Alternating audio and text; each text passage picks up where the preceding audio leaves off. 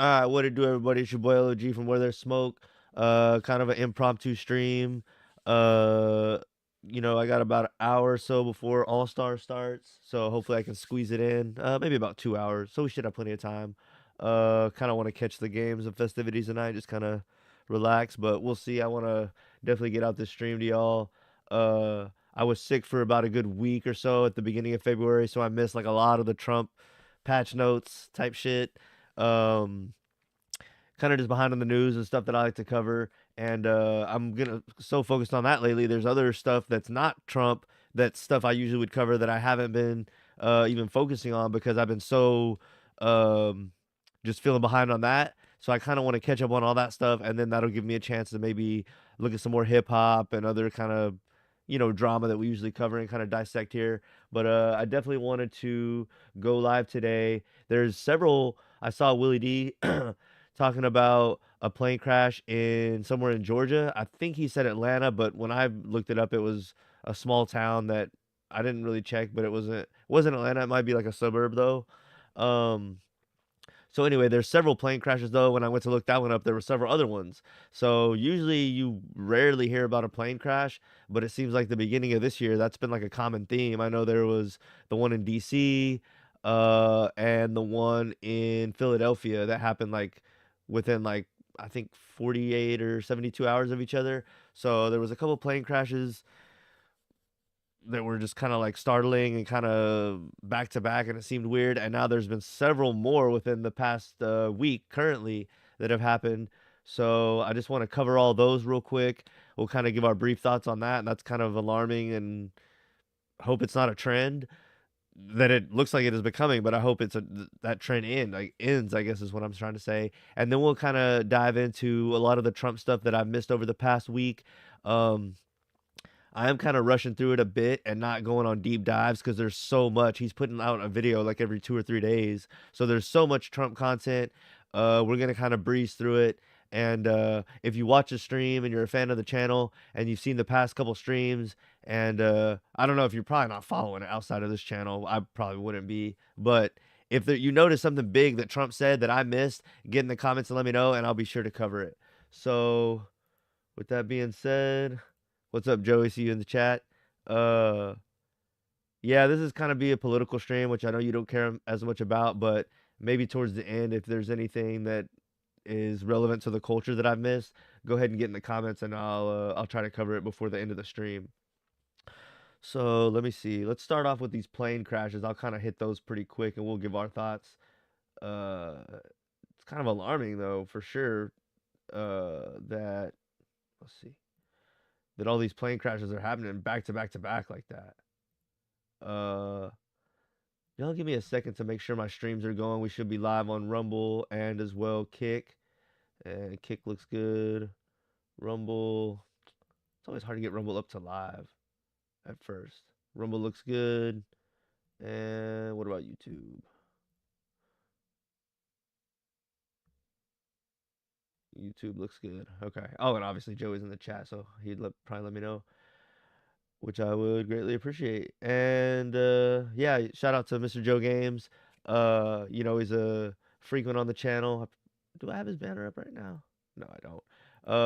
But might slap it up later. But we did the Pokemon Unbound thing. It's actually been like a month since the last live stream, but he sent me a couple of his episodes, and I'm gonna upload one today, and probably a couple more this week of the rest of our side by sides, and then maybe we'll have some free time towards the end of this week to pick up that playthrough and finish it, or get back into the Yu-Gi-Oh. I know we kind of started a couple fires and then we kind of just left them to die, but I definitely want to try to finish at least one of those two. Maybe we'll finish the Yu-Gi-Oh playthrough. That seemed to get a good reaction from y'all, and it's kind of retro. It's kind of something different. There's a lot of Pokemon playthroughers on YouTube, but there's not near as many Yu-Gi-Oh people that are playing like especially old games like that. So that seemed to be something y'all enjoy. We definitely enjoyed it, and hopefully we'll get back into that maybe towards the end of this week and give y'all some more Yu-Gi-Oh content.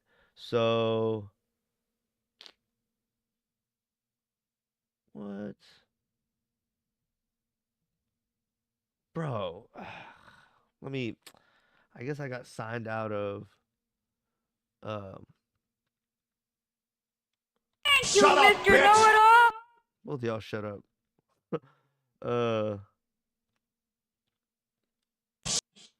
uh yeah, it looks like I got signed out of my YouTube chat here on OBS. So damn, I don't even know if I know my password. Let me look it up real quick. Y'all give me 2 seconds. It's that Centex boys, and we're out here, and we got something to say. Man, what the fuck is going on with the world nowadays? People going crazy over little things. Another day. Another day I gotta go ahead and do something I wanna do. Ain't no one wanna do it for me. This world can be so lonely. To the top, looking back at all the lives that were lost on the way. Another day, just to pray, forget the pain. What the fuck is up with the world nowadays? People going crazy over little things. Is it even Sunday? Jesus saves. Thank God I'm blessed to see another day. Gotta go ahead and do something I wanna do. Ain't no one wanna do it for me. This world can be so lonely. To the top, looking back at all the lives that were lost on the way. Another day, just to pray, forget the pain. What the fuck is up with the world nowadays? People going crazy over little things. Is it even Sunday? Jesus saves. Thank God I'm blessed to see another day. Never know when you're gonna lose your life someday. There's a price to be paid, wayward than gold. Evilness wanna take your soul. Wake up when you're gonna wake up. The finger is pointing too close to home. Always attacking when alone. Even started taking our phones just to pray, forget the pain. What the fuck is up with the world nowadays? People going crazy over little things. Is it even Sunday? Jesus saves. Thank God I'm blessed to see another day. You didn't like me Sunday. I got unity in my circle. Where was your unity for me on Sunday? I don't like you right now. Another day, switch it laced. About to put out a mixtape called Switch the Tapes. Syntax, run my main, I'm a great. Syntax, main name, another name. Riding in the car with Dollar. Mac Life Shutters. Ain't happened yet, but I'm a speaking prophet. I came up from Cam and Paul and Thug. Chad Butler. Alright, I appreciate y'all's patience. That was annoying. I had someone I thought potentially was like trying to get at some of my accounts recently, so I signed out of a lot of my Google accounts, and I guess one of them was the OBS chat here or the YouTube chat here in OBS. So anyway, I had to sign back into that real quick. It was super annoying. It made me verify myself like 3 freaking times. My old fucking password. If any of y'all seen that video from in the past. Anyway, okay. I think we're all set. Appreciate y'all hanging tight with me. Let's get up this first video about all the planes, and then we'll move on to some of the Trumpy stuff, and then we'll see if there's any other juicy happenings that are going on that we can dissect lately. There is kind of, I've seen it recently, and I think I mentioned it briefly with Joey one time. I feel like there's an anti-flat earth movement surging again, which if flat earth is so stupid and just so retarded, and I really don't see anybody promoting anymore, I don't know why the people that are against it feel the need to like beat it down right now and really just hammer home how fake and trash and stupid it is. Like, I haven't been like, that was a big topic of discussion for me for a while because I thought it was something fun that we could discuss to see if it's true or not. And it's not something that usually offends people because it's not religion or politics, and it's something that a lot of people think, quote unquote, doesn't matter, even though I would disagree with that. But a lot of people hold that view, so it's something that a lot of times is fun to discuss with people, and they won't have their emotions involved. So that's why it was so fun of a topic for me for a while. I still have my beliefs and they haven't changed, and I'm still down to discuss it with people, but I just kind of felt it was something that was getting, it had passed its time where it was a big thing. Personally, with my personal relationships, I didn't want to keep beating a dead horse. And so I just kind of moved on from it, and like I said, still hold my beliefs, but just kind of focus on other things. But it's just strange to me that over the past, I've seen like 3 to 6 months, in the mainstream, it's getting its good spanking again, just to make sure no one believes in it, which is weird. It's like if it had kind of gone out of the mainstream, so to speak, and it kind of died down, and it's kind of had its time to shine in the sun, and I think it was kind of dying away as a big movement, but the fact that they're bringing it back up is almost like a little shady to me. And when I say they, I just mean a couple of different, no one super major, but just I've seen little bubblings of like anti-flat Earth, like not reassurance, but pretty much just anti-flat Earth propaganda, or not propaganda, but just like them spreading the message of anti. It's like, why do we even, it's almost like you're shining a light on it more than if you would just not even say anything. So it's kind of strange to me. Maybe we'll cover that in a future episode though. Like I said though, and I've been saying it long enough, let's get into this first video here, or the first set of videos about the planes. So like I said, I saw Willie D covering a plane crash somewhere in Georgia. I think his channel said Atlanta. When I looked up for Atlanta, I found Covington. Let me see if that's a suburb of Atlanta. I would not doubt that one bit. Just for the sake of give me a second. For the sake of the channel and the story and etc. Okay, Covington does not seem to be somewhat of a suburb of Atlanta.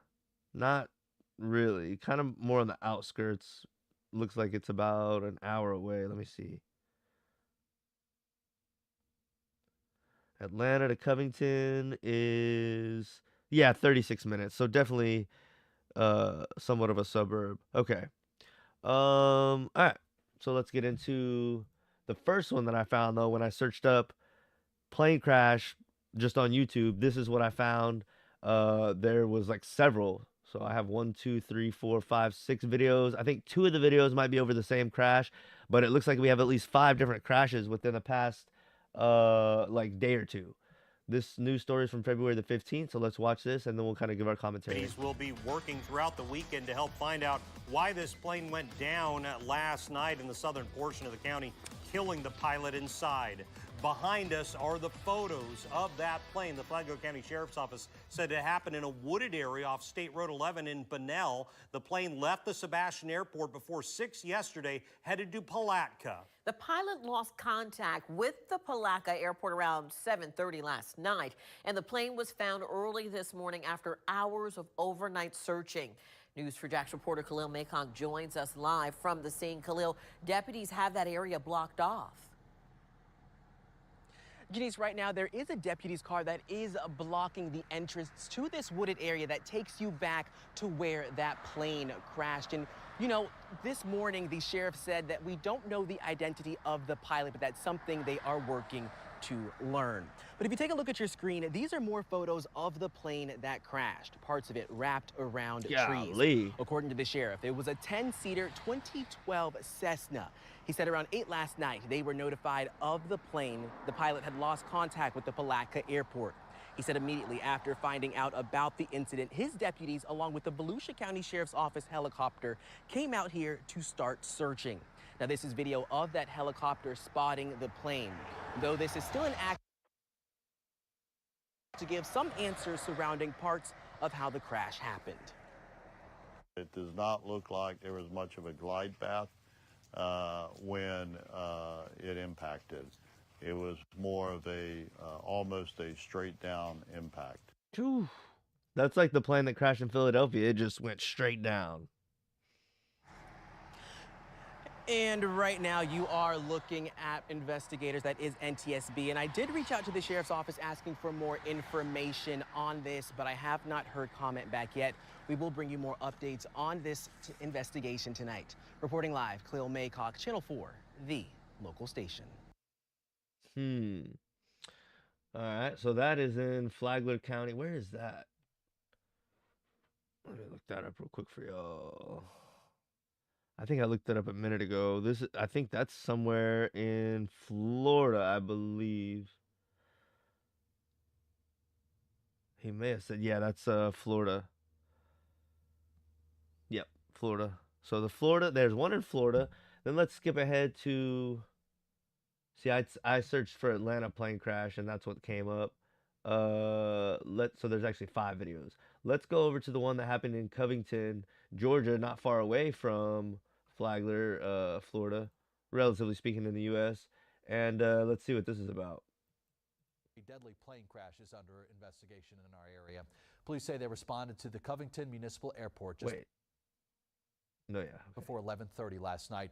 After getting a call about a single-engine plane that took off after 11, police say there was no communication with that plane after takeoff, and they found it in the woods just north of the runway. We know 2 people on board that plane died at the scene. The Federal Aviation Administration and the National Transportation Safety Board are now investigating.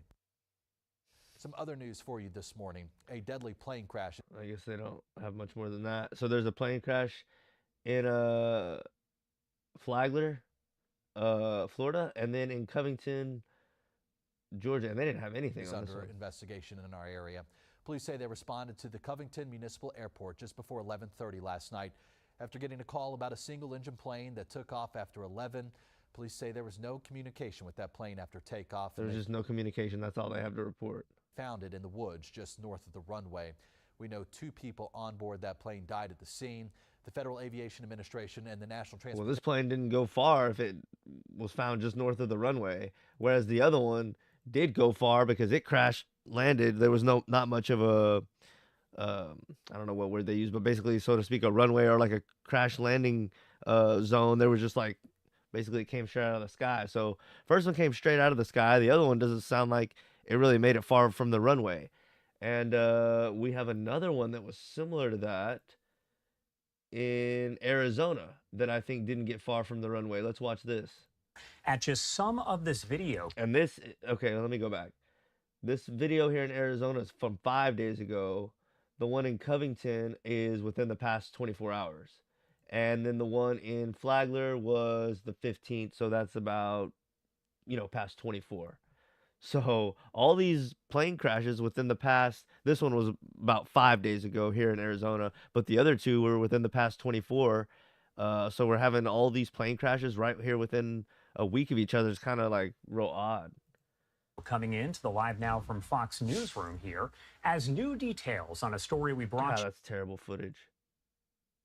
Quality wise, and obviously just terrible for this to happen as well, but is breaking news Monday.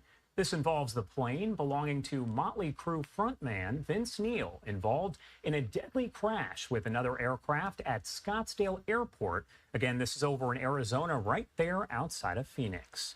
Danielle Miller with our Fox 10 Phoenix team joining us now live with more information and what we know here. Good morning, Danielle. A lot of this here kind of developing over the last, I would say, 12 hours or so. It is. Good morning, Josh. And I can say that the Scottsdale Airport is now back open. The airport was closed for about 6 hours yesterday after this crash happened as crews continue to investigate. We're on the east side of the airport right now, and we can actually see those planes that were involved in this deadly crash. You have the one there that's on its belly. The landing gear is what is said to be at fault here for this crash. This plane has flames on it, painted on the tail. Oh, no. Look at that. Would you just look at that? That's... like, I would never want flames painted on my plane. I can tell you that. That plane. That motherfucker went up in flames. Oh. The front end of that plane completely ripped And off. I love how, I don't love, but the coincidence. Every one of these plane crashes is fatal. Nobody's making it. And I guess plane crash, big deal, but you would think, like, if it's going down from the sky, people would jump out with parachutes, or like the one, is this the one where they showed the video earlier? Yeah, this one doesn't look like the worst crash I've ever seen. Like, it looks like someone could potentially, it looks like a pretty bad car wreck or something, but it looks like something that someone will be able to survive. So I don't know. This one's really strange to me. We can't. If they don't show the video again of it on the runway, which I don't think they're going to, I'll go back and show it at the beginning so we can. I'll just do it right now. Hell, we're at 1 minute. Let's go back and watch this video of this plane on the runway, and y'all tell me if y'all think this is something that's survivable. Into the Live Now from Fox Newsroom here as new details on a story we brought you as breaking news. See, that plane was like dragging itself on the runway, and it was like having trouble picking up speed. So to me, this looks livable, like Monday. This involves the plane belonging to Motley Crue. And it crashed into another plane to like slow it down, which that would be concerning if it like kind of crashed at like 30 or 40 miles an hour and then blew up. I'd be like, fuck. Like, okay, obviously they didn't make it, but like for it to just kind of be going and like trying to pick up speed but not being able to, and then just kind of like crashing into another plane. It looks like the bigger of these two planes really didn't take any damage at all. And I'm not there. I don't know shit about planes, but this looks like a crash that if I was in, I would hope, like, of course you hope you survive everything, right? But like, this looks like something that would be livable. That's, my thoughts. Frontman Vince Neil involved in a deadly Look at it. crash with another aircraft at Scottsdale Airport. Again, this is over in Arizona, right there outside of Phoenix. Danielle Miller with our Fox 10. It just looks like the plane was struggling to even maintain the speed it was at, and then it got stopped by another plane. And it doesn't, like, to me, this doesn't look deadly, but I mean, I don't know. Phoenix team. Look at that fog, 66 degrees. New Orleans fog, 66 degrees? Oh, I guess New York City fair 30. Joining us now live with more information and what we know here. Good morning, Danielle. A lot of this here kind of developing over the last, I would say, 12 hours or so. It is. Good morning, Josh. And I can say that the Scottsdale Airport is now back open. The airport was closed for about 6 hours yesterday after this crash happened as crews continue to investigate. We're on the east side of the airport right now, and we can actually see those planes that were involved in this deadly crash. You have the one there that's on its belly. The landing gear is what is said to be at fault here for this crash of that plane. I just can't believe it has flames on it. That's so crazy. The front end of that plane completely ripped off. We can't really see any damage to the other plane that was hit. It is pretty dark out here, but from what we can see, those are the two involved here. So we do know that Motley Crue, they have shared a statement on their social media platform from Vince Neil's legal team, confirming Neil was not on the plane, but 2 pilots and 2 passengers were on board. We know that it was incoming from the Texas area to touchdown here in Scottsdale, and the landing gear was malfunctioning, and that is what caused this crash out here. TMZ is reporting those passengers aboard that plane were Neil's girlfriend and her friend. They're said to be in the hospital with injuries. And in a post that was later deleted, the band. Yeah, that's unfortunate. I could see how the pilots died, but the passengers were okay because the back of the jet didn't go through too much, had said that it was the pilot that was killed. Vince Neil's Learjet 35A was flying in from Austin, Texas when it crashed into this Gulfstream G200 business jet parked on the ground here at the Scottsdale Airport. All of this happened just before 2:40 p.m. Monday afternoon. We did speak with the airport. Take a listen. Our thoughts and prayers for the individuals on the aircraft. It's certainly a tragedy that occurred. The fire department, the police department, airport operations did a fantastic job responding to the incident immediately, foaming down the aircraft to prevent There were no injuries aboard their aircraft that was hit here at the Scottsdale Airport, and the company is cooperating fully with this investigation. And as it stands right now, the National Transportation Safety Board has taken over this investigation at this time to hopefully provide more details. I can say that we have reached out to the Scottsdale Fire Department, Scottsdale Airport to try to get a condition. All right. Well, what do y'all think about? We got this one that happened like a week ago, pretty much. The other 2 happened within the past 24. And then we have 2 more plane crashes. So that's 5 within a week. Let's hear about one of the other ones. This one was in San Diego Bay 4 days ago. There are reports of a military plane that just crashed in the water near Shelter Island just about an hour or so ago. Glad you're with us. I'm Eric Connert. And I'm Chris Groh. First responders are on the scene right now. Let's show you a map of the area where this all happened. This is near the 1500 block of Shelter Island Drive. You can see Shelter Island right now there. North Island is just across the way. The crash was first reported just before 10:17 this morning.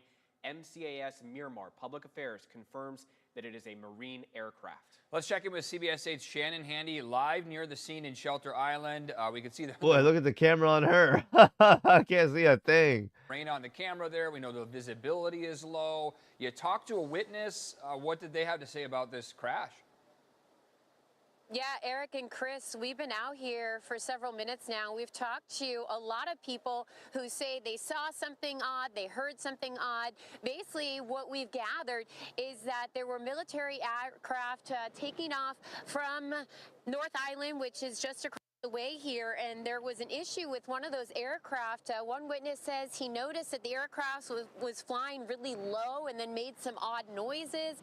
Another told me he simply heard the odd noises. When these military aircraft take off, it is I was gonna say, dude's gonna have to hit the screen with a wipe, no matter how hard he doesn't want to. And sure enough, just oh, bud. very loud, so anyone on Shelter Island can hear them.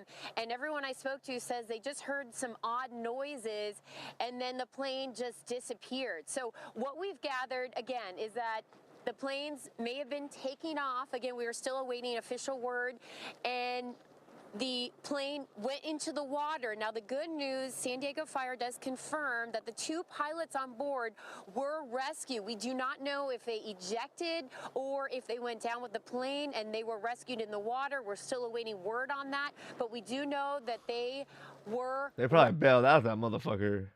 rescued. Now, Jay is pointing the camera further from where we are standing in the direction of where we believe that plane is. You're going to see, I know the visibility is really low, but you're going to see a lot of boats in the water, and they're circling right now.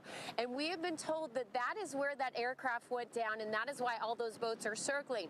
Now, we've also heard that right now there are divers in the water, and the mission is to secure some of the oil and some of the stuff that came out of that plane to protect the sea life below. And then apparently a crane is going to be brought in to try and lift the aircraft out of the water. Holy. I'm told this water is shallow, especially close to where that plane reportedly went down.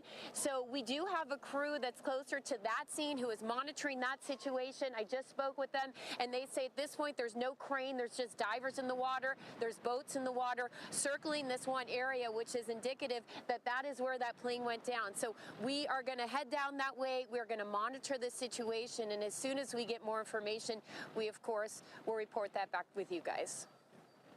Shannon, thank you. Just incredible, the response and the training that goes in for something like this, to see those agencies immobilized and all the military departments coming together with a quick action after something like this to make sure they're already getting out into the water to get. All right, well, another plane crash here in San Diego Bay, a military plane of some sort.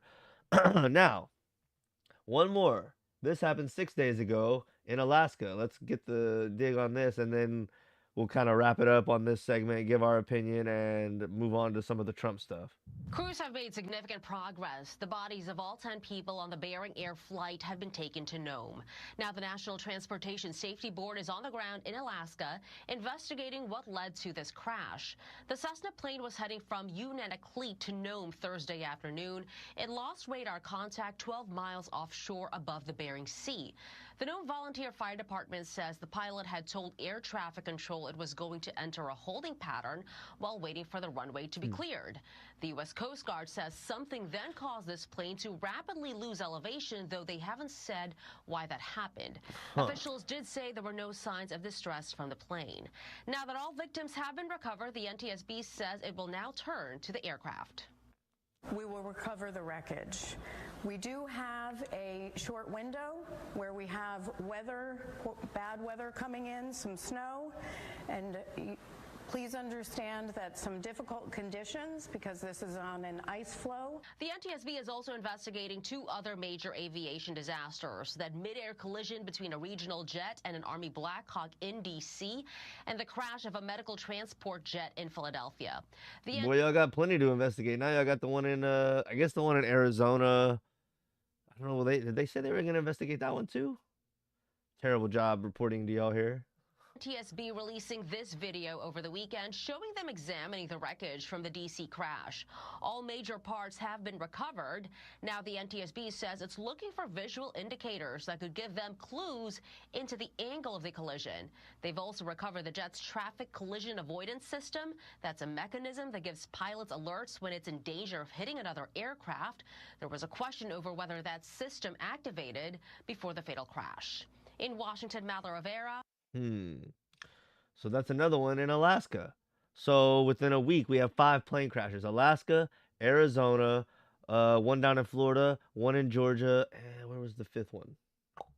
San Francisco. So wow, that's 5 in a week. Y'all let me know if y'all are gonna. None of them were. That one was a small one in Arizona. This one in Alaska was what size plane? The Bering Air flight have been taken to Nome. Now, the National Transportation Safety. That one looks like a small plane as well. This one's a military one in San Francisco or San Diego. Excuse me. Yeah, San Diego. The one in Georgia was a small plane, I believe.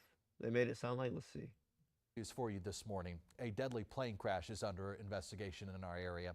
Police say they responded to the Covington Municipal Airport just before 11:30. Usually municipal airports are not like commercial flights.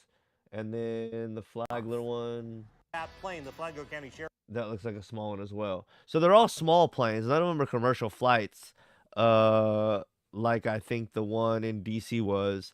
So that's encouraging, but it's still crazy that all these plane accidents are happening. And you tell me, are you in a hurry to get on a plane after this, or do you think just all freak accidents? Do you think there's a common thread here? What do y'all think? It's kind of, to me, it's almost like somebody's trying to warn us, don't get on flight. I mean, it's nothing substantial that we can pair together, but it's almost like if you believe in spiritual stuff or you believe in God, it's almost like someone's telling you not to travel, or some kind of message seems to be. Maybe there's crashes like this all the time, but you know, after that one in DC with a commercial flight, and then the one right after that in Philadelphia, which was not a commercial flight, but I think the commercial flight one got everyone's antennas up. And then there was a one like within the same weekend. Now everyone's on high alert. And when I go to YouTube it, because Willie D was talking about the one near Atlanta, I find 5 different ones in a week. And I was like, okay, well, this is unsettling. And I don't know if this is a common thing that always planes are crashing this much, but I don't think so. And yeah, it's just kind of interesting. And hopefully this is a trend that goes away, because it's kind of, you know, we all think planes are almost just as safe as cars. And, you know, I don't get on planes much and stuff, but when I did get on a plane several years ago, I just kind of told myself, oh, this is no big deal, you know. But, you know, anything can happen. So y'all let me know what y'all think in the comments. All right, let's get into some of, let's see.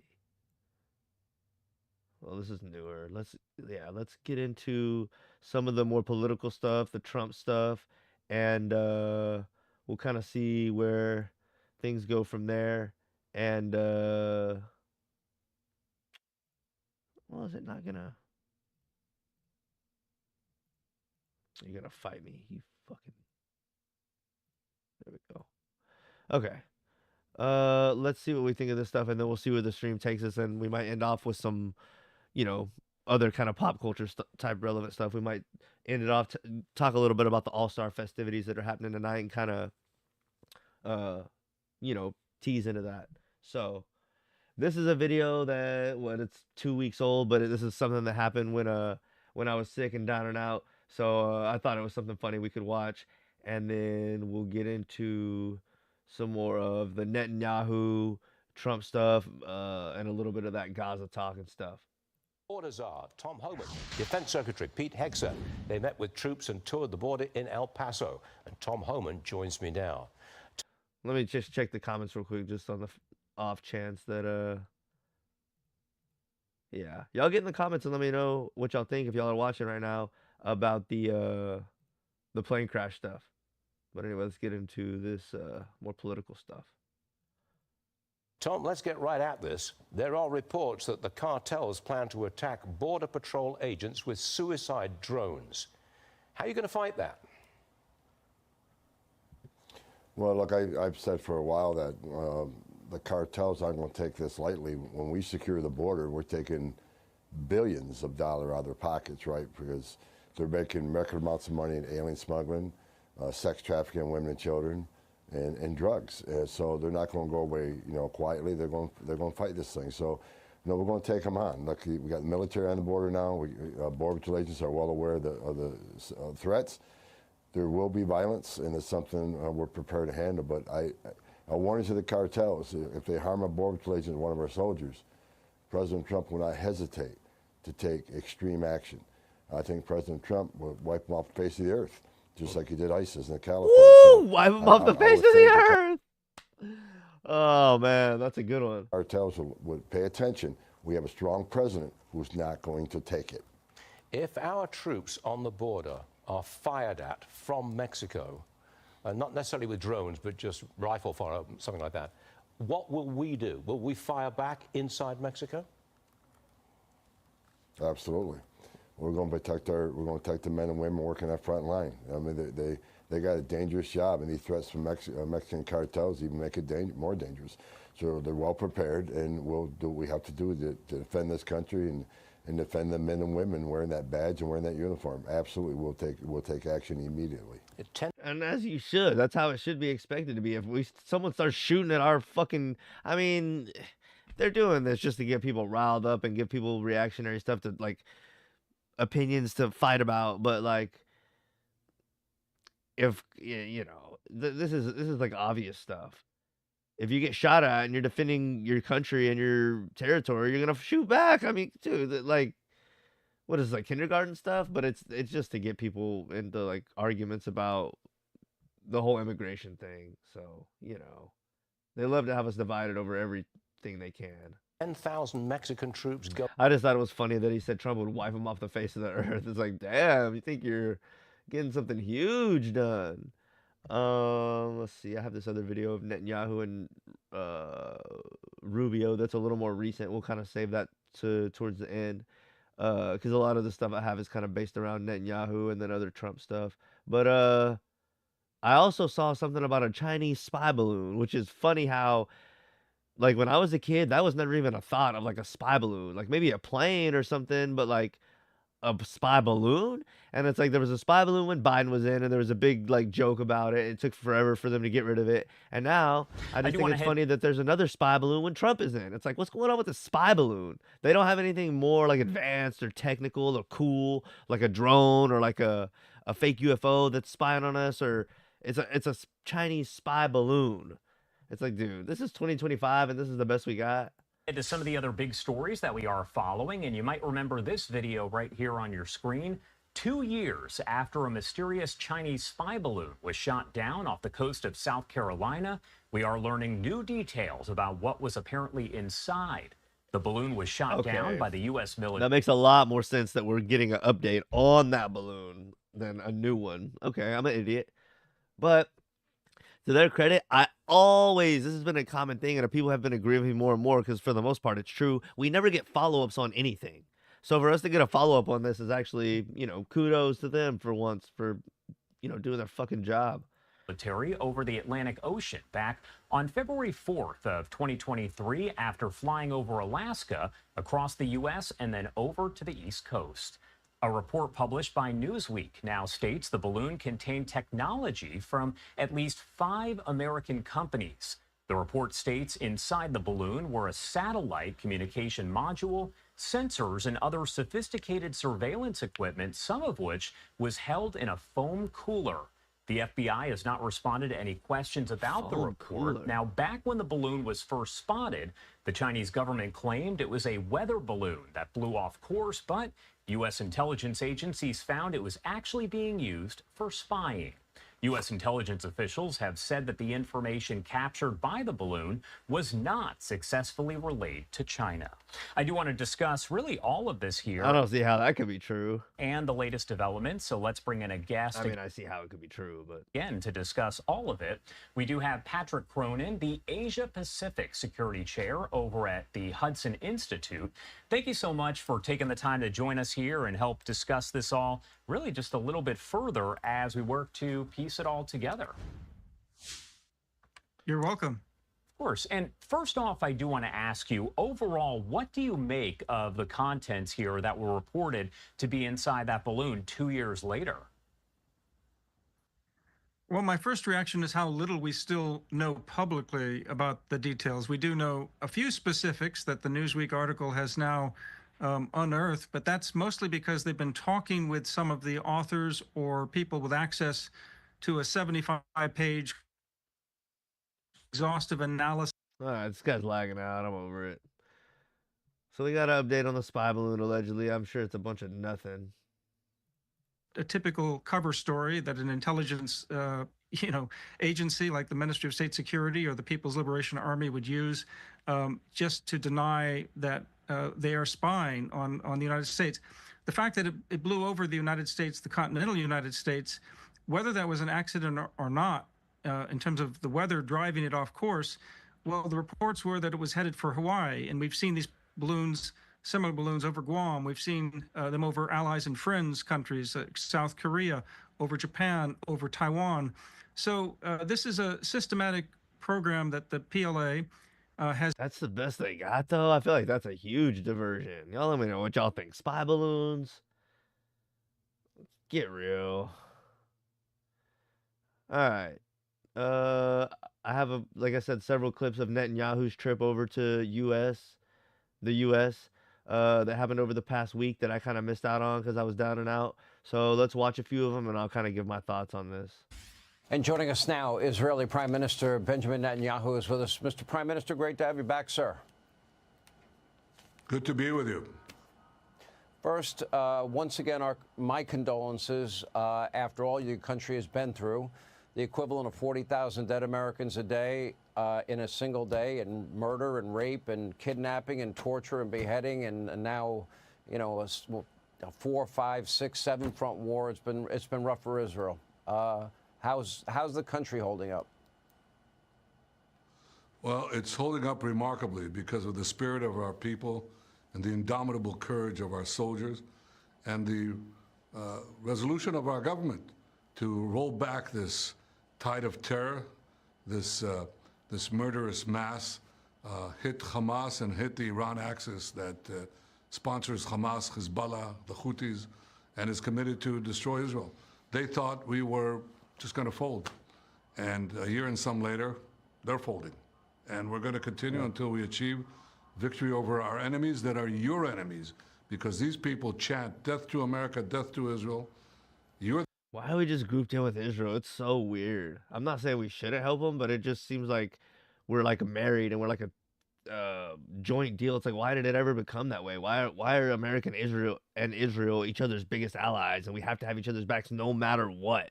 Like, why? How did it become that way? I think everyone's left asking themselves that question. We're the great Satan. We're the small Satan, but we're standing in their way.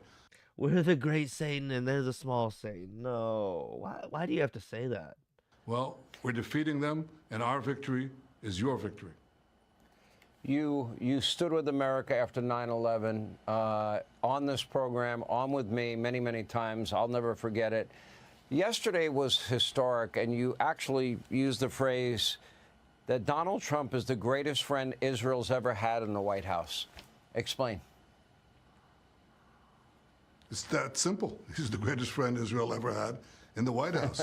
You know, in his first term, he recognized Jerusalem as our capital and moved the American embassy there, recognized our sovereignty over the Golan Heights, got out of the disastrous Iran deal, brokered, and we worked together on this, the historic Abraham Accords that brought peace to Israel and 4 Arab states. You want more? I mean, that's a lot. And look what he's done in the last few days. I mean, he's done remarkable things. He's released the ammunition that we need to continue and our march to victory. He's taken action against UNRWA and these other UN agencies that hate America and hate Israel. He's done enormous things. And yes, he's the greatest friend that Israel has ever had in the White House. You said that you believe peace between Israel and Saudi Arabia is not only feasible, you think it's going to happen. And President Trump, I'll juxtapose that with what he said about Gaza and how Gaza has been basically turned into rubble. And, you know, he talked about that America would go in, dismantle the dangerous unexploded bombs, level the site, rid the site of destroyed buildings, and create an economic development that would simply supply unlimited jobs, housing for people in the area, and really make it a place worth living in. How much money is that gonna freaking cost? That's anything you expected, and do you share that belief? And what do you make of American media taking that? He's taking over Gaza. He sounds like he's rebuilding Gaza to me. Yeah, well, I don't think he talked about sending U.S. troops to complete the job of destroying Hamas. That's our commitment. That's our job, and we're absolutely committed to it. And I also don't think he said that he's going to fund it. He said that neighboring states, wealthy states, would do it. But the actual idea of allowing first Gazans who want to leave, I mean, what's wrong with that?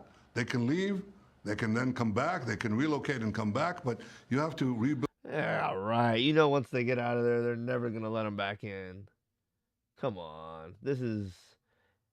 I don't really know or care, but it just seems like they're just trying to, like, basically destroy that entire piece of land, and then it's our job to clean them out, Trump's job to build it back, and then we're ready to go. It's like the people that weren't doing anything wrong that live there, they're never going to be able to live there again. Like, that whole piece of land is just now Israel's.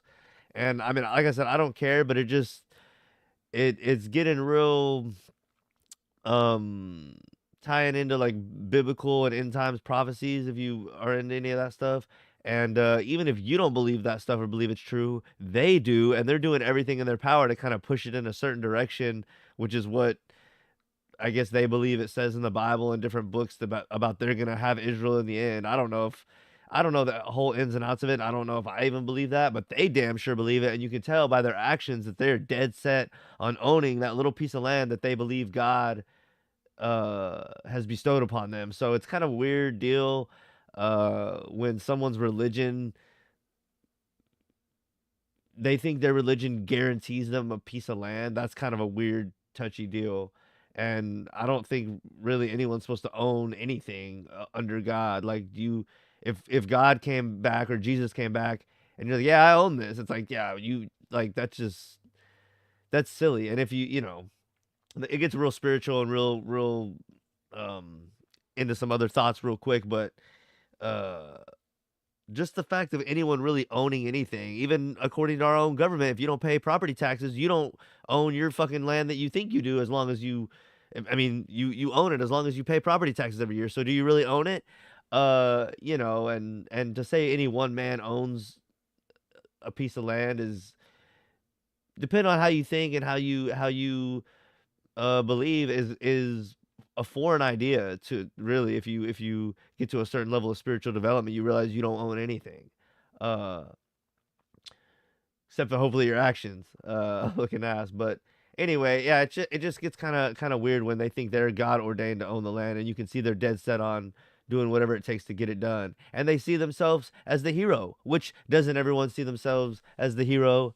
I think most of us would like to think we're righteous people. So that's kind of funny how that works too. Like, nobody sees themselves as the wrong party or the bad guy in their own book. But I bet if we really thought deep about it, we would all admit that we have been the bad guy to someone else at least a time or two here or there that we regret. So it's like, you know, like I said, this gets real deep and philosophical really quickly, but it's weird when you think God has ordained you to own a piece of land. That's where it gets a little weird. Build Gaza. If you want to rebuild Gaza, you can't have. I know it's a super touchy subject, and because of that, we don't talk about it much and discuss these kind of things. But if you have any thoughts over what I just talked about and kind of this topic and the whole spiritual side of it, don't be afraid to get in the comments and give your opinion. I know I rail pretty hard on some stuff, but when it comes to the spiritual debates and stuff, I really kind of want to keep it open, keep it thought-provoking, don't really drive anything down. So feel free to get in the comments, or don't, or talk shit about my opinion. Feel free to do that too, but let me know something if y'all are watching right now. This is the first good idea that I've heard. It's a remarkable idea, and I think it should be really pursued, examined, pursued, and done, because I think it will create a different future for everyone. Two things the president said yesterday. One is that we have to ensure Hamas is eliminated and restore peace to that area. And the second thing he said is Iran cannot have a nuclear weapon. You are the first leader of a state. You're the first prime minister, you're the first president to come visit the White House in his second term. Between the reports that I read, even in the New York Times and elsewhere, and my sources, we keep hearing that Iran is very close to nuclear capability. I don't have the intelligence you have. I don't know what our country's intelligence has, but all indications are they want a nuclear weapon. Am I leaning into something that I shouldn't lead into? Was this a sort of an emergency meeting about the state of Iran? Well, there's no question Iran is gearing up to get nuclear weapons.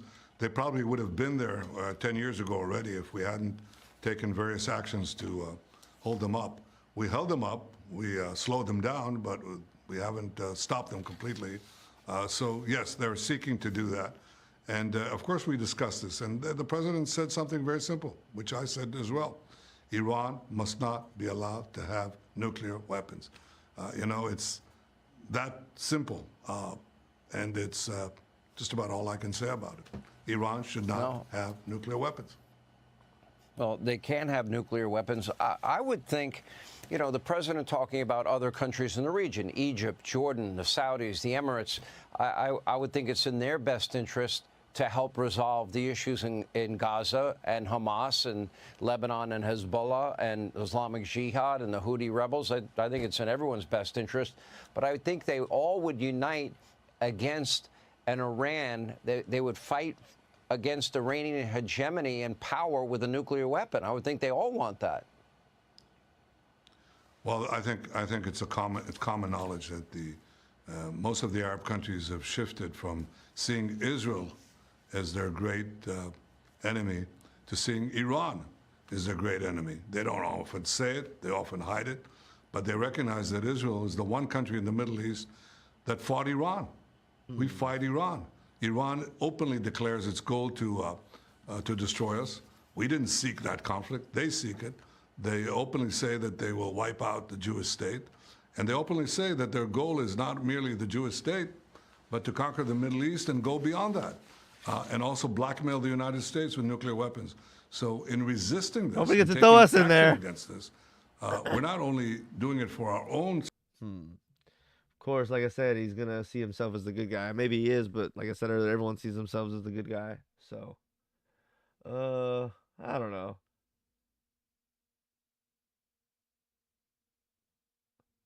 Let's see what this is. Thank you, Mr. President. I'm honored that you invited me to be the first foreign leader to visit the White House in your second term.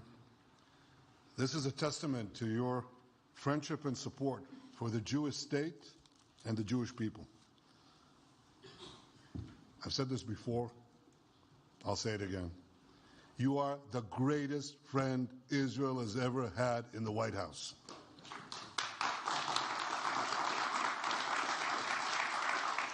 And that's why the people of Israel have such enormous respect for you. In your first term, you recognized Jerusalem as Israel's capital. You moved the American embassy there. You recognized Israel's sovereignty over the Golan Heights. You withdrew from the disastrous Iran nuclear deal. I remember we spoke about it. You said, this is the worst deal I've ever seen. I'm elected, I'm walking out of it. That's exactly what you did. And I think it speaks loudly for just common sense, just looking at things and seeing them as they are.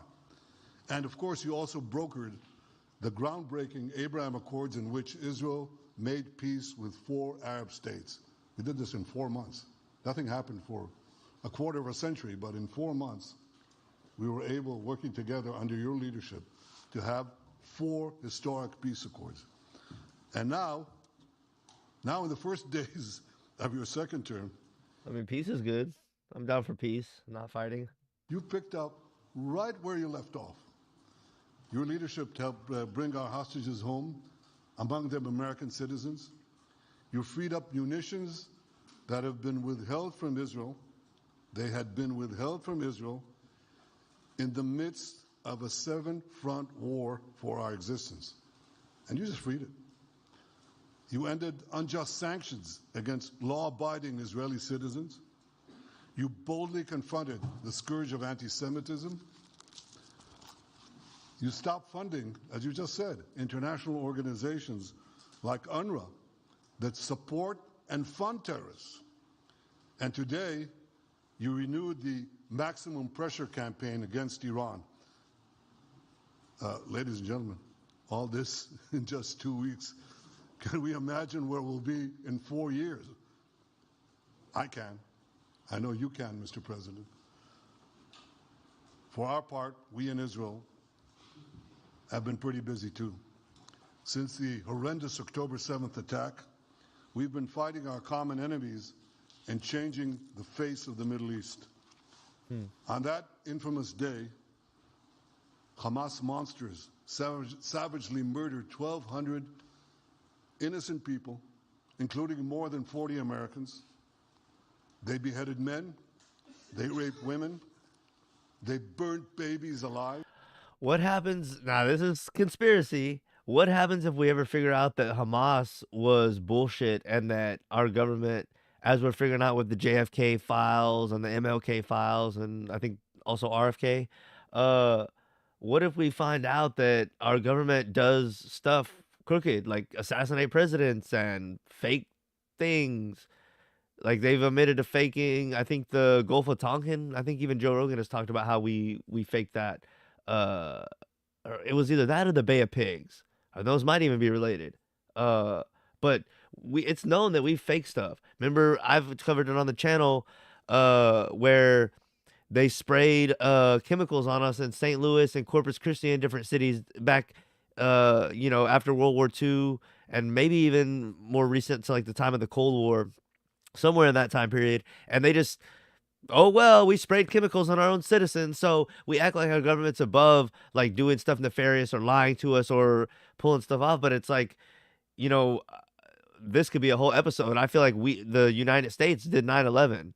Maybe even with Israel's help. I damn sure don't think it was whoever they said it was. So, it's not above and beyond the realm of possibility to think that they're doing this Hamas thing and that they're faking it to kind of drive these people out of there and get them out of there. And I'm not saying that's exactly what's happening, but that's definitely a plausible theory because we know our government's lied and done crooked stuff to us before. So it's not above and beyond the realm of possibility to feel like this is contrived in some way.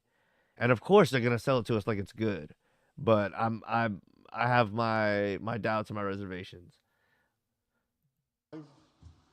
And they took 251 people hostage to the dungeons of Gaza. And you're going to see why I'm questioning this a little more coming up. Let's see, what is this?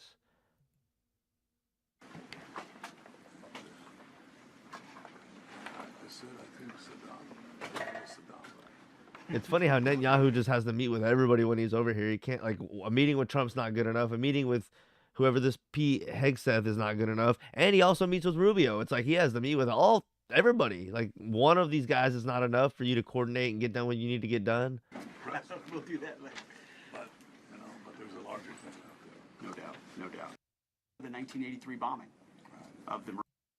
No compunction about fighting. I don't really care about this. This would have been good if I caught it at the time, but since we already watched like 2 different Netanyahu videos, we're kind of up to date on kind of what he's talking about recently. I don't think we really, if I needed filler back then when this was actually going on, I'd watch it and we'd discuss it, but I think we've got enough videos with him over here to kind of get the gist of it. There was a video that I kind of guess I missed. It was Trump and Netanyahu actually, well, we were watching them, didn't they? I feel like maybe I need to go back and hold on. Let's see. It's a spider's web. We accomplished all to secure. You see things. I wanted to see Trump talk at this meeting, and I guess I didn't save that video. But there was a part where he said we were going to take over and do the thing in Gaza, and Netanyahu kind of looked at him, but I guess that's what Hannity asked him about. And anyway, that was a smaller little kind of subplot storyline that, like I said, if I was covering it more at the time, I'd go more in depth, but for the sake of time and kind of it's a little old news now, I kind of move on. This is something that is going on that you They don't hear are as going to do. hold on, bud. This is something that's a little bit more behind the scenes that if you look into it, you can definitely find stuff on it, but they don't broadcast it out on mainstream near as much.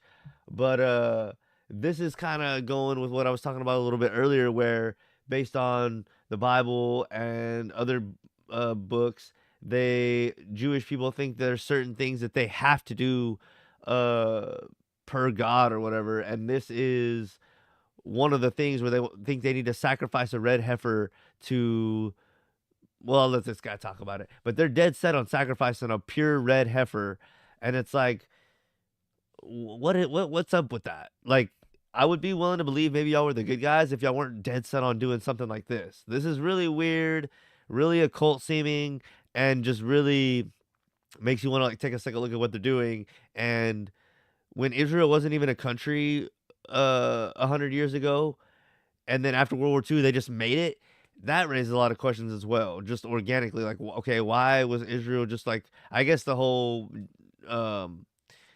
Hitler persecuting the Jews, but it's just really weird how it's bad they were persecuted, right? But then after that they just get a country. It's like we just carve out space where other people are and kick them out, and it's like they're still having to kick people out. It's almost like the feeling of others. So it's just kind of weird. I don't know who's right, who's wrong, but when you talk about sacrificing a cow to cleanse yourself, I'm gonna be questioning. So let's listen to this guy talk about it a little bit, and if you're behind on this, kind of do your own research and look into it and see what you find and let me know kind of what you think. The ceremony of the red heifer. It's really a very interesting time to live. Regardless if people understand it or even like it or even appreciate it, it's going to happen. Pastor Greg Locke, it is great to have you with us on this on location report. You are, from where I can see, you are at the Western Wall in the old city of Jerusalem. What are you doing over there, brother? Well, praying right now and doing an interview with you, but they've had a bit of a cold spell and a lot of rain, which is very unusual this time of year. So it's about 40 degrees right now. We're 9 hours ahead of you guys there in America. But we've been here for about 4 or 5 days, and we'll head back home on Friday, be back in the pulpit at Global Vision on Sunday. But we're finishing up a movie production. It's not ours. It's not Locke Media or GV. It's with Holy Land Productions, and they've been putting together a movie kind of about the history and the prophetic understanding of Israel. But believe it or not, the Orthodox wanted the perspective from an evangelical Christian, from a pastor that's kind of really taken some shots in the media for standing up for Israel, especially since the war. And so we came, and yesterday we were in Shiloh. Of course, most people from the King James pronounce it Shiloh, but we were there where the house of the Lord was, where Samuel was born, where the Ark of the Covenant sat for 369 years. And we were on location with the red heifers. And so you talk about Numbers 19, full circle prophetic moment. Yeah. And so we were finishing up some recording there. And so I think He is so weird and like giddy about this whole thing. it'll be It's out so a little weird. bit later this summer, but it's been an amazing trip. This is my 7th trip since the war broke out. Oh, And wow. so we come quite often. We'll be back next month. And so now we're starting to bring people from the church and our online, family and things like that. So we're excited. We love it. It's our favorite place in the world. That's wonderful. Pastor Greg, I reached out to you to do an interview because I saw that you were with these red heifers in Shiloh.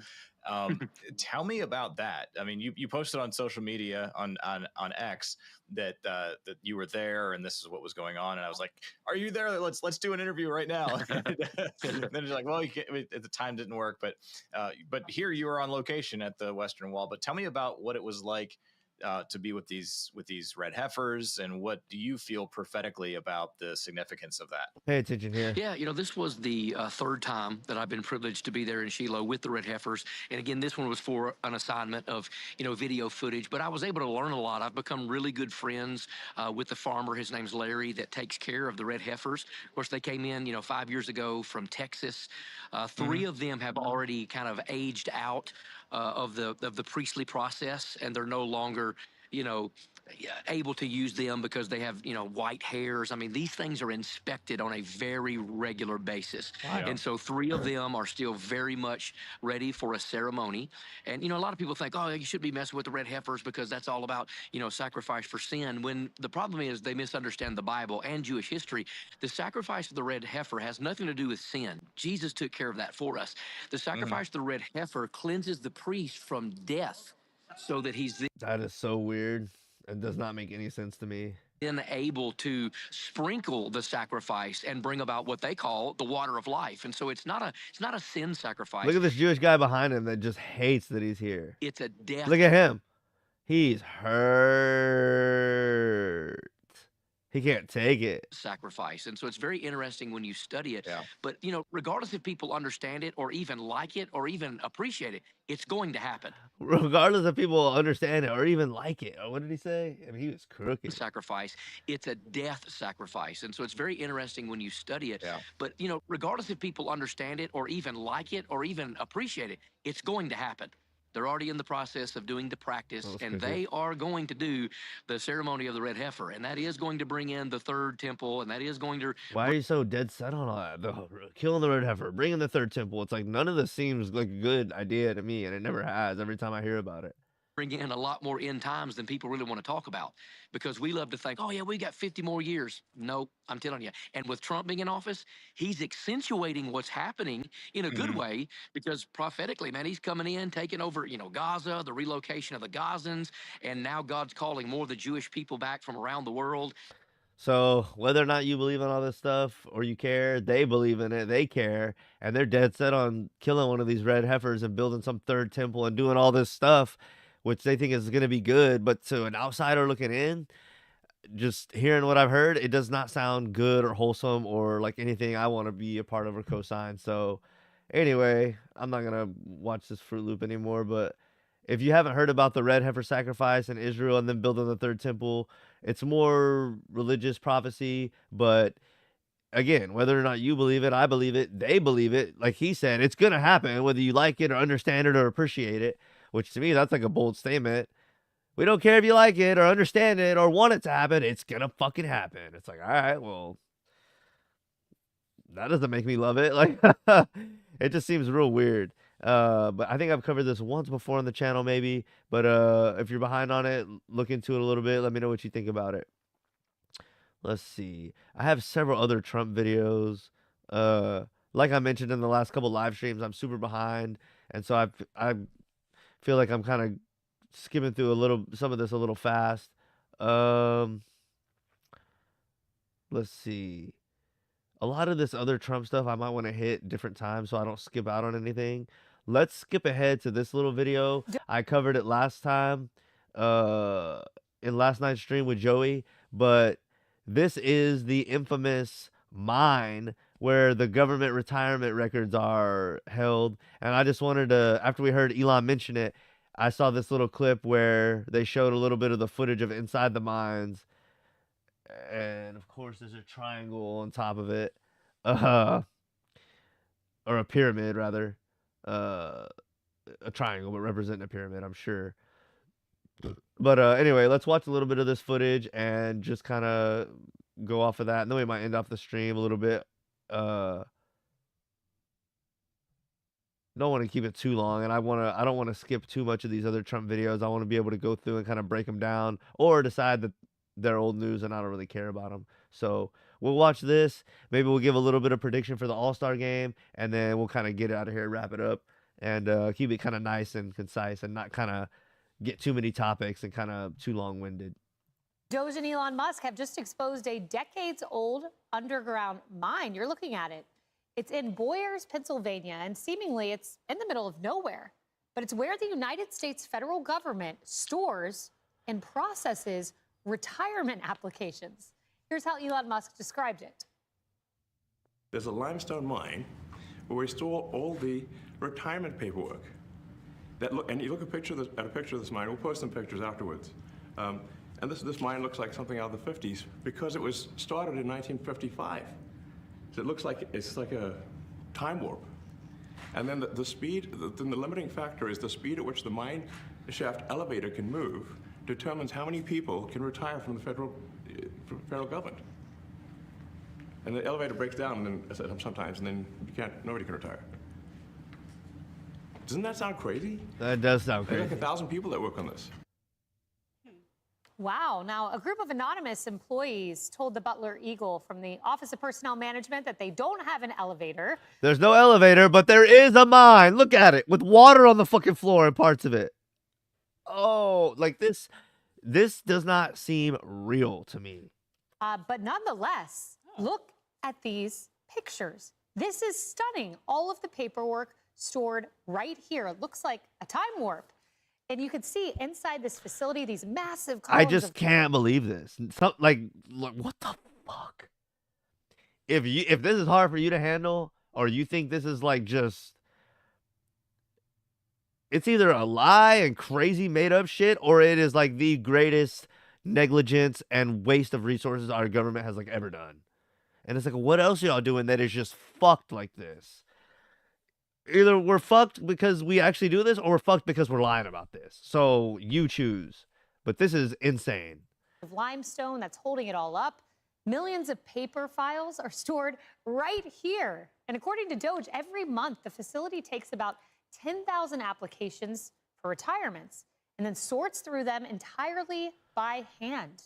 Now, it's unbelievable that the government of the world's foremost superpower processes retirement applications 230 feet underground. There's one person who is not surprised by it, and he's sitting in the middle of our couch, and his name is Jason Chaffetz. I don't really care about hearing this whole thing, but, well, let's listen to him. He's not surprised to hear it. Let's listen to him for a bit. But what did y'all think about the footage of that? I got to tell you, there are a lot of storage facilities like this, and corporate America uses them all the time. But the idea that you have to do this by hand, that it's not automated, is ridiculous. Why does corporate America do this? Like, the people that want to cut corners and save every friggin' penny they can, they're not doing what, like, all the small businesses are having to do, which is digital? Like, that just does not make any sense, dude. Elon Musk is 110% right. But if you want a secure facility that is temperature controlled, impervious to people getting in, a lot of caves are used throughout the country for corporate America. But Really? A lot of caves? What the fuck am I hearing? this is not the first. Elon Musk, welcome to the show, because we've been talking about this for a while. Do you know in the military, they actually process rank advancements and pay increases with punch cards? They literally. That's not as surprising as this, though, my dude. I can't believe corporate America keeps their files in caves. Wow. I don't think it's going to be hard to top that for this stream. I'm going to save the rest of these videos. Like I said, I'm either going to decide if I want to go over them, or if so, I'm going to watch them actually and pick out the good points.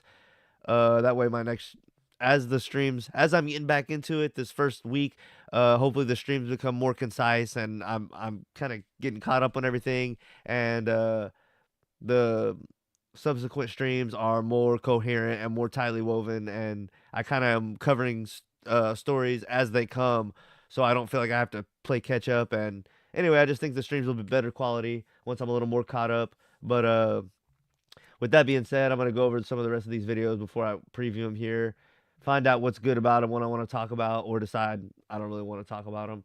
So here's another one with Netanyahu and Rubio that happened just 10 hours ago after he had met with Trump like a week ago. I haven't watched this. Again, I'm gonna preview it before I play it here, because I don't know if it's even relevant. Yeah, I've kind of said it a bunch, but I'm playing catch up and just trying to decide what's worth showing, what's not, and what's relevant. But y'all let me know what y'all thought of the stream. We started out with all the plane crashes, which is super new and super relevant, and kind of alarming, kind of crazy. Y'all let me know what y'all think. Big coincidence, little coincidence. And yeah, just what y'all think about that. And then we kind of got into some of like the Netanyahu stuff, and some political kind of stuff, and the whole thing with the religious of the red heifer and them sacrificing third temple and all that kind of weird stuff. They feel like they have to fulfill prophecy. Y'all let me know what y'all think of that. And that was kind of most of the stream. We've been going for, what, an hour 15. I really want to kind of preview the rest of those videos, like I said, before I just kind of jump into them. And, we have a 3-hour stream and half of it's not necessary. So let me preview a little bit more of those Trump ones. I'll probably end up just getting rid of them and kind of jumping in where everything is currently. That way I don't feel so behind. I think we did a decent job of catching up. And then the very beginning, after the plane stuff, but before the Netanyahu stuff, we heard a little bit about the Border Patrol. So that was kind of interesting to hear that. And we heard about the spy balloon, them catching us up on that. So a decent stream. We covered quite a few things. I think I'll kind of, end it off here. I'm going to watch the All-Star game tonight, kind of get my opinions on that. That'll be something I can talk about this week. And the Saturday night thing was okay. I talked about that a little last stream with Joey, so I won't go all into it again. But I feel like All-Star definitely, I saw a post where they were mad that Caitlin Clark didn't want to participate in the 3-point contest. And to me, I made a little post on Facebook just saying, like, y'all shouldn't be depending on like a G League guy and a WNBA girl to like make the NBA All-Star great. Like, no disrespect to Pat McClung, he did really good in the dunk contest, but y'all need to be relying on the NBA stars, and y'all need to make changes or find ways to incentivize them to be more competitive to draw us in. We shouldn't be depending on the WNBA or the G League or like Pat Silver. What the hell is his name? Adam Silver. Adam Silver. I'm looking right at you. You have, these ideas about innovation for the league, and you should, as you should. We should be happy to have someone that's excited about making changes and not changing the game, but making small changes to make it better. Have the Secaucus replay review where they reviewing the plays separately, so the ref doesn't have to waste as much time in the game on the side of the court looking at the monitor. They're looking at it somewhere else, and you have some less pressure for someone that's somewhere else, and they can have better equipment, all that stuff. So the better replays and the faster replays, stuff like that, are changes we want to see, where you're not changing the essence of the game, but you're making certain things smoother and better. And those are the kind of changes we want to see. But All-Star Weekend is something where I think we feel like you have more freedom to experiment with stuff, and the pressure's on you to get more eyes on the league and make All-Star Game, which is a big part of that, better. And back to what it was when it had more allure. And because the NBA viewership overall is down. So sprucing up All-Star Weekend and making that actual event that people are excited and care about would be a great way to bring eyeballs to the league, obviously. So, I think he's got something with this little tournament tree thing that he's doing this year. But I don't like the score limits, and especially a low score limit of 25 for the winning game. So I hope it's different tonight. That's how it was Friday night when they had the little tournament tree to decide who was the 4th team tonight. The winner of that tournament tree, they only went to 25. So I hope tonight it's a little different. I'll watch tonight, let you know how it goes, what I think of it. Kind of report back this week when I do my next live stream. But y'all let me know what y'all thought of the live stream. If y'all are watching it live, it's pretty much, we're rounding it out now. But if you catch the rebroadcast, let me know what you thought. Let me know if you think I'm going through the topics too fast, or if it's kind of old news and me going through them kind of quickly is getting the job done.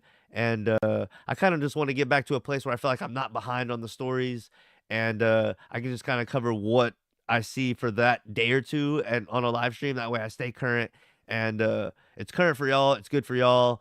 And I don't have to try too much to like try to play catch up on a bunch of stuff I missed. So I think I'm about caught up. I'll like I said, I had a few other videos saved. I'll kind of go through them and see whether or not I think they're worth covering, and then we'll kind of be back in the swing of things. I think yesterday and today's stream were pretty good. Me getting back in the saddle, so to speak. And y'all let me know what y'all thought of the topics. Y'all let me know what y'all are thinking about the All-Star game, Friday night, Saturday night, and then we'll talk about tonight on the next live stream. And yeah, as always, like, comment, subscribe. Let me know what y'all thought. Let me know if any improvements y'all can think of. And one last thing before I get out of here, me and Joey should be having more of our Let's Plays coming out soon, either finishing the Pokemon Unbound or the Yu-Gi-Oh! Hopefully both, but at least one of them. And we're going to try to have that out to y'all soon. So y'all look forward to that coming up. Y'all go check out his channel, Mr. Joe Games, for good, exciting playthroughs and, funny commentary. And yeah, I appreciate y'all.